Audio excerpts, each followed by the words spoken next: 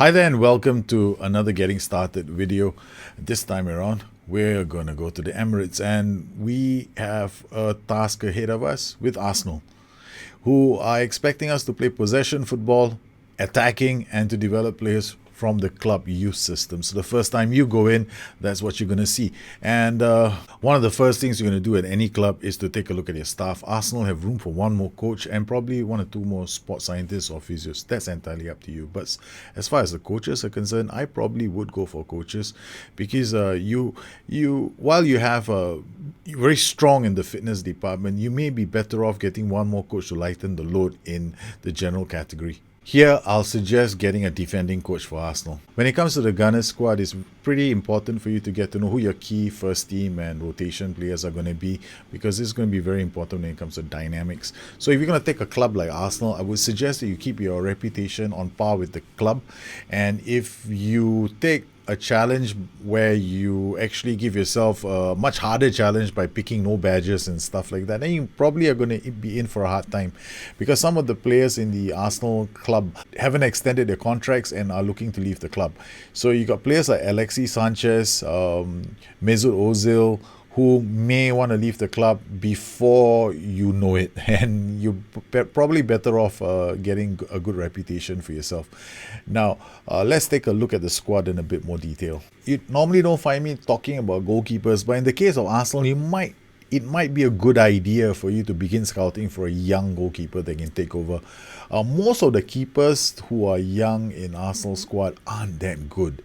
So if Petr Cech decides to retire anytime soon, you might have an issue, even though Petr Cech can go for probably 2 more seasons. David Ospina is not going to be a very good long-term replacement, so you're probably better off scouting for a young keeper. When it comes to central defense, Arsenal have a pretty senior team at the moment. Lauren Koscielny, Bert Mertesacker, they're both above the age of 31. Then you've got Rob Holding is a brilliant talent. But then you have to start looking at other players in your team as well to see whether or not they can get a chance to play in your first team. Christian Bliek is not a bad central defender, but he's a bit slow. He's 19 years old, so there's still room for him to grow. He's got plenty of potential, but you need to give him games. If you can't give him games in the first team, you really need... This guy becomes an urgent necessity to go on loan, because he's not going to improve if you leave him in the club. So he either plays in your team, in the first team, or gets at least about 15 games in the season, or you need to put him out on loan, because most of your other players out on loan, they're not fantastic. You got like decent defenders out on loan, but none of the central defenders are any good. So this is something that you need to address, and probably you need to scout for a central defender. So you got a goalkeeper that you need to scout for, and you need to scout for a central defender. The central defender needs to be young. Both of them are going to be youth players that you're going to be targeting. When it comes to fullbacks, Arsenal are pretty good at the moment, because they got Hector Bellerin, one of the best attacking fullbacks I have seen, and we've got Kolasinac, who's also a very, very good fullback. So you've got 2 solid fullbacks here, and you got Nacho Monreal, who's at the age of 31. He can come on as a rotational player. But what you might want to think about is whether or not if any of these your youngsters, if you can't, you have to pick one of these to play in your first team as well. You got to give them a chance to play. Maitland-Niles will be my pick as one of the players that you're going to give it a run out to, as well as Josh De Silva. Now, De Silva, probably he may not be able to play in a lot of your games. So you're going to have to put him out on loan, because this boy has got a lot of potential. And if you can't develop them in your club, you're going to have to put them on loan. But at least for the foreseeable next 2 seasons or 2 to 3 seasons, he's going to be out on loan along with Maitland-Niles. So in that department, you're pretty strong. As far as the defensive midfield is concerned, this is where we start looking and asking serious questions about the Arsenal team. Most of the Arsenal defensive midfielders, like Francis Coquelin, Mohamed El Neni, and Granit Xhaka, they are decent. They're not great. Coquelin is about the best. his positioning is about the best, but going off the ball and making himself available for attacking runs into the box, nah, that's not his game. Neither is it El-Neni's game, and definitely not Granit Xhaka's game, because off the ball is pretty low. Now, it would be a good idea for you to think about a possible replacement and one of these players. And there are plenty of defensive midfielders in Europe who are better than El-Neni and Granit Xhaka. So one of the things that you may want to consider is going out there to get yourself another defensive midfielder. A defensive midfielder who has decent positioning, at least 15, and at least 12 to 13 for off the ball. You need somebody who's able to support the attack. Coquelin on his own, well, he won't be able to do it on his own. At the age of 26, he's still got a few more seasons. El-Neni, I'll play him in more and more games, but one of the things I will do when it comes to him is to do two kinds of training. One, I'll put him on the defensive midfielder training. The other thing I will also do is give him specific training in off the ball and quickness, because these are two areas that you want to focus him on, because these are the weakest areas of his game. And if you don't have defensive midfielders or midfielders who can participate in the attacking transitions, you might have an issue. El-Neni is always going to be a holding player, but you already got a holding player in Francis Coquelin. So what happens now is that you may have a solid system. You can build one or two solid systems, but you need to plan for the future. When you're looking at your central midfield players, you got plenty of options. You got Jack Wilshere, Aaron Ramsey. They're both very good box-to-box midfielders. And then you got to think about developing people like Ainsley, Maitland-Niles. Now, if you can't put him on loan, I mean, if it was me managing this club, I'd be playing him. I'd be bringing him on. He needs to play at least 15 games in the season for 45 minutes each. And these have got to be matches with the first team and not with some, against friendlies. Count that out. It's not going to work. And he's got to be playing in matches where you have a reasonable chance to win, so that you can maximize your progression factor. What's your progression factor? It's the element of luck in your game. Now, can we really control luck in this game? I doubt it. But we can give him the best chance of getting positive luck number, right? So that way I kind of make sure that he plays in the right games. I make sure that he gets a good rating. That's possible too, because if he goes into games that you expect to win, then yeah, but then you have to win. When it comes to attacking midfielders, now Arsenal actually have a very good attacking midfielder in the form of Mesut Ozil. Why? He's got incredible off the ball, and he has got very good decisions and fantastic passing and vision. Now, this makes him the perfect playmaker, which he really is. But if you look at the rest of his attributes, positioning and bravery, combine these together, and you notice one thing: his positioning, his bravery, his strength and his jumping reach ensure that he's never going to jump for a ball, or he's never going to really try to do headers. Two, he's hardly ever going to go in for a challenge because he doesn't have the balls to do it. And finally, he doesn't have a clue in his head when it comes to positioning himself for defensive transition. So do not expect him to contribute to your defensive phase. If you can accept that in your tactic, then Mesut Ozil is going to be brilliant for you. On the left and the right, you've got very, very good attacking players on the flanks. You've got Alexis Sanchez and probably Iwobi. Now, both of them are Iwobi is half decent. Sanchez is brilliant. So you've got these players out there. As far as Arsenal is concerned, they also got Lacazette who can play wide, and they've got strikers like Giroud. So you've got the players in your team to do okay. What you might want to do is think about giving others a chance to play, like Jeff Rene Adelaide. Now, he has got a lot of potential. He's got a chance to play. So you're going to have to plan this very well, because the success with Arsenal comes with you bringing your youth into the first team. You've got to bring them in. You've got to give them a chance to develop, because if you want to stay true to the Gunners' ideology, which is not to spend so much money, then this is the road you go. But if you want to break the bank and do whatever you feel like, just go out there. But you need to get youngsters who can play on the wings as well. And you need to start scouting for a player to replace Alexis Sanchez or Mesut Ozil, because there's a possibility that they are not going to stick around your club very long. So one of the things that you need, another position that you need to scout for, is going to be the playmaker position, and probably the wide left position, an AML who can dribble, run with the ball, and finish. So these are positions that you probably will need to fill. Up front in the attacking department, there is no issue for Arsenal. Arsenal do not need to go out and buy any more players. They got Theo Walcott. Average. Never mind, he's got great pace and acceleration. Plays as a fantastic advanced forward. We got Danny Welbeck. Danny Welbeck is not a bad striker. Again, good acceleration, average finishing and composure. Then we've got Oliver Giroud, one of the best target men in the game.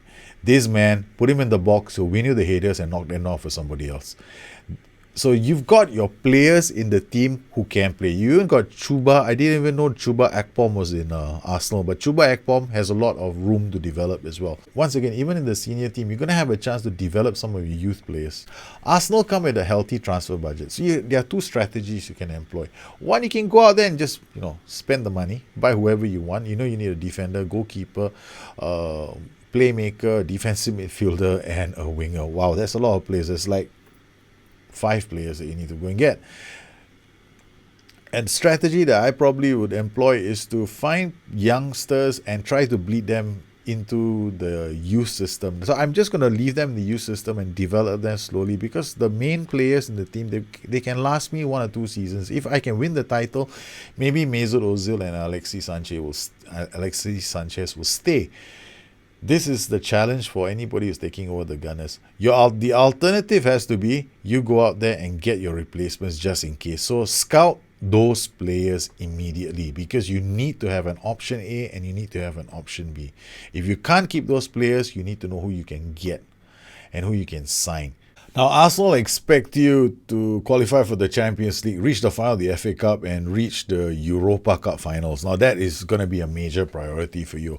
Arsenal have to win the Europa Cup. That's for sure.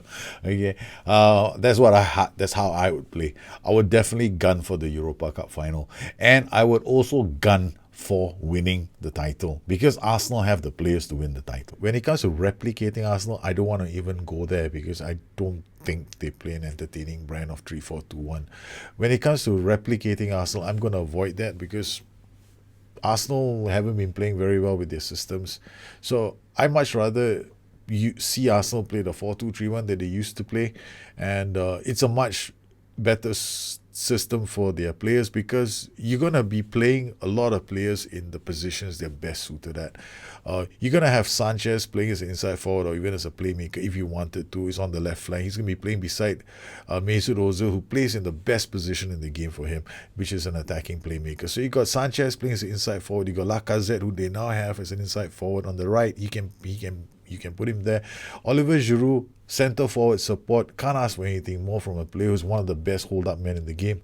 Then in midfield, you've got Francis Coquelin, playing him as a central midfielder on defense. There's no doubt about that. And you got Ramsey. Ramsey is a very good box-to-box midfielder. Stick him in as a box-to-box midfielder. You can't go wrong.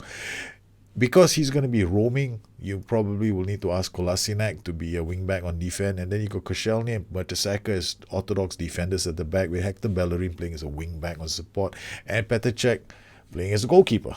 And here, we'll just tell Petr Cech to do the normal, distribute the ball to the centre-backs and take short kicks. Kolasinac doesn't do anything. Koscielny, but Mertesacker, Bellerin, you might want to get him to mark tighter. He's not that bad at the job, because he's got very good acceleration. At least he can keep up with the players. His balance is okay at 12. His marking is okay at 13. So he might do a pretty okay job at marking players tight. However, if you have doubts in some of the matches, if you see him getting skinned, then you want to remove that mark tighter instruction. In central midfield with Coquelin, you wanted to tell him to shoot less often, dribble less, and take fewer risky passes. The box-to-box midfielder, you're going to ask him to move into channels. That means he's going to be supporting Ozil when he gets a chance to. Ozil, nothing. Leave it. Don't do anything with the AP role. Just leave it as it is. Inside forward on support, I've already told them to mark specific position, which means look out for the AM on the right. If they're playing against AM on the right or MR on the right, Sanchez will definitely do the job, because he's also been told to play as an inside forward and support. We are, however, going to leverage off the right flank. We're going to leave Lacazette to be an inside forward on attack because we need to get some... it's going to look quite nice because I find that Lacazette has got move into channels and he's got decent acceleration, agility, balance and dribbling. So he's good on the ball. And giving him the role of inside forward on attack will give you a lot of dimension to your attack. And up front, we'll leave Mr. Olivier Giroud to do his own thing as a complete forward.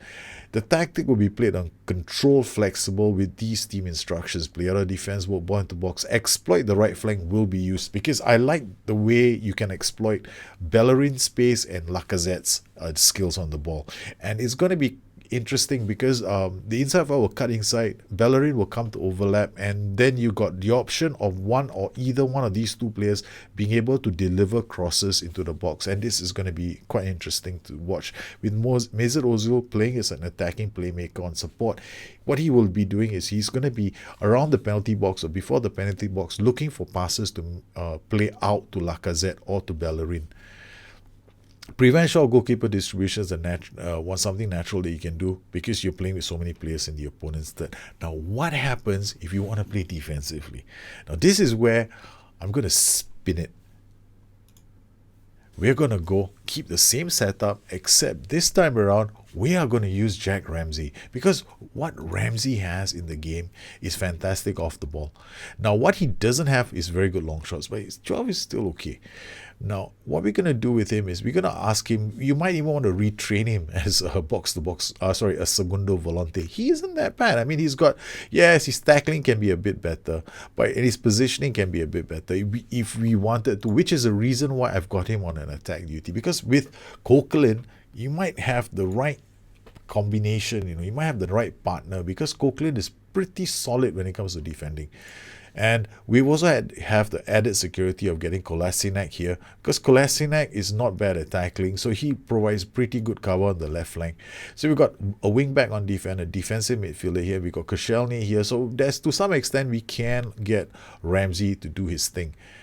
We also will be playing out of defense, work ball into box, exploit right flank, push high up, use offside trap, roam from positions and prevent short goalkeeper distribution. Now, why have I got roam from positions here? There'll be times when you might want to use this tactic away from home against a team that is average. Why not? I mean, this is going to hit them off the break because we have exploit the right flank shout going on. So you'll be sitting deep because you're using two defensive midfielders. It's going to encourage teams to come and attack you, definitely. You might not see a lot of great numbers in terms of possession, but because you're playing on a structured shape, there is also the possibility that you'll be looking for the counter attack. And if that happens, you've got plenty of opportunities to score. And this is the way I'd set up Arsenal's defensive system and Arsenal's 4-2-3-1. Well, I hope you enjoyed this edition of Getting Started with Arsenal. And if you have any questions, you know to find me on Twitter at Bustthenet or addicted2fm.com, my website. Once again, I'd like to thank all my patrons for making these kind of shows possible for the rest of the community. You guys take care and have a good one. Bye-bye.